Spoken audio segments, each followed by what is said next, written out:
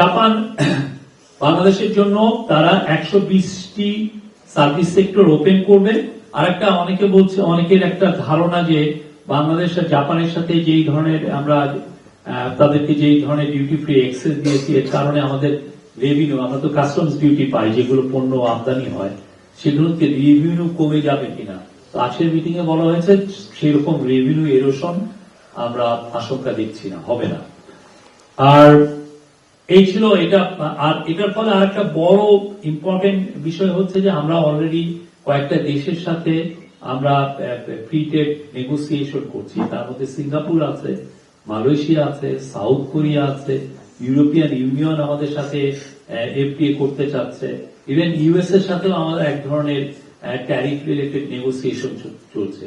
তো এই যে এগ্রিমেন্টটা জাপানের সাথে করা হলো, এইটার সুবিধা দিই, মানে আমরা সবগুলো এই এক্সপেরিয়েন্সটা আমরা এই প্রত্যেকটা দেশের সাথে, যাদের সাথে আমাদের এখন নেগোসিয়েশন হচ্ছে, এইটা আমরা কাজে লাগাতে পারবো। ফলে যেটা হবে যে আমরা যদি এলডিসি থেকে উত্তোলন হই, তখন তো একটা প্রশ্ন উঠবে যে বাংলাদেশকে কি ডিউটি ফ্রি অ্যাক্সেস দিবে কিনা এই বড় এই রিচ কান্ট্রি গুলো।